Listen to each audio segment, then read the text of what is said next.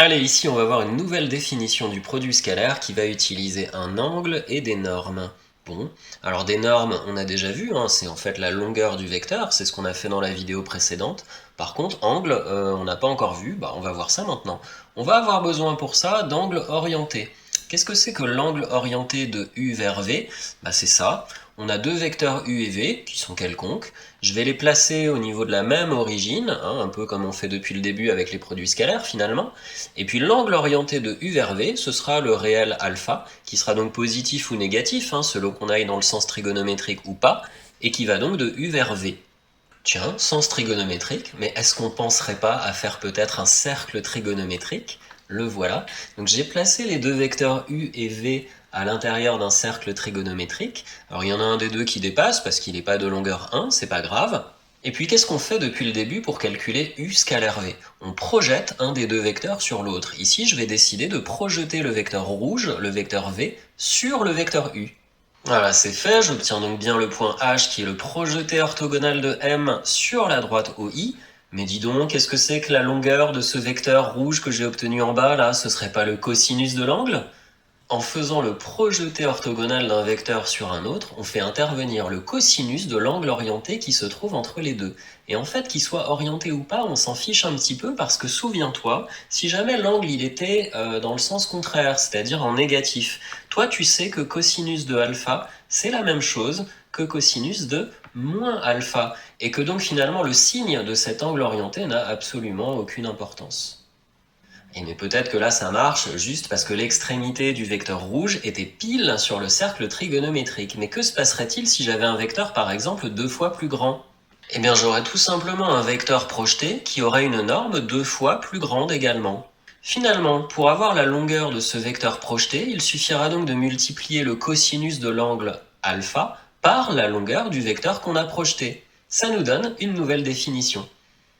Ah oui, mais peut-être que ça fonctionne uniquement parce que là, on s'est mis du bon côté et qu'on obtient des vecteurs qui sont de même sens. Que se passerait-il si on avait un angle orienté qui dépassait les 90 degrés?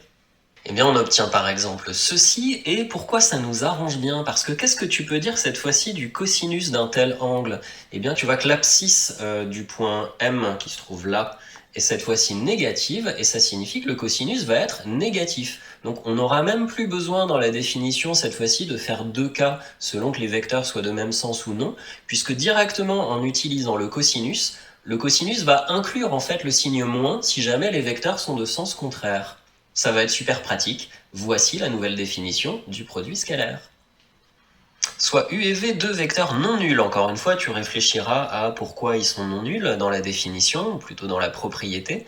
Et U scalaire V, ça va être égal à la norme de U, sa longueur, multiplié par la norme de V, sa longueur, multiplié par le cosinus de l'angle orienté formé par ces deux vecteurs.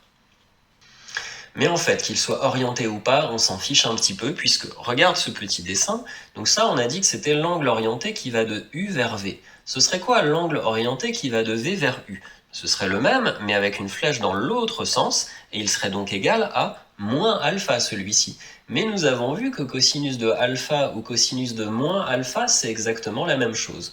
Donc en fait, on mettra jamais de signe moins dans l'angle, qu'il soit positif ou négatif. On va considérer en fait qu'il s'agit d'un angle géométrique, c'est-à-dire tu sais les angles à l'ancienne avec un petit chapeau là que tu mets dessus, et ce sera toujours positif entre 0 et 180 degrés.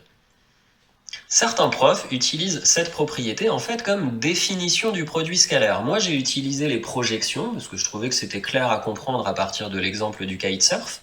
Par contre, certains profs partent directement de cette définition-là, et du coup, la méthode des projections devient pour eux une propriété. En fait, on fait un peu ce qu'on veut avec la définition du produit scalaire. Et voici un exemple pour terminer, hein, et pour utiliser cette formule, tu vas voir, elle est assez pratique par rapport à la méthode des projections.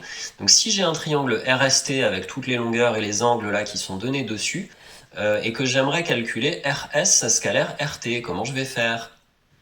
Ça tombe bien, dis donc, les deux vecteurs dont je veux calculer le produit scalaire, c'est justement les deux là que j'ai mis en couleur dont je connais la longueur, et en plus je connais l'angle qui se trouve entre ces deux vecteurs, donc ça me ramène directement à la définition qu'on vient de voir, ça donne ça. La norme du premier vecteur multipliée par la norme du deuxième vecteur multipliée par le cosinus de l'angle entre les deux. Une norme, c'est une longueur, donc On peut l'écrire plus simplement comme ça, sans barre, sans crochet, sans parenthèse, et il n'y a plus qu'à remplacer. C'est la calculatrice qui termine le boulot. Attention à vérifier, selon que l'angle soit donné en degrés ou en radians, vérifie que ta calculatrice elle est bien dans l'unité qu'il faut. Et ça donne environ 11,3. Voilà, j'espère que tu as bien compris cette méthode-là, qui est assez simple, donc il faut que tu y penses dès que tu as deux longueurs et un angle. Ça correspond directement à cette nouvelle définition du produit scalaire. Bon courage pour les exercices.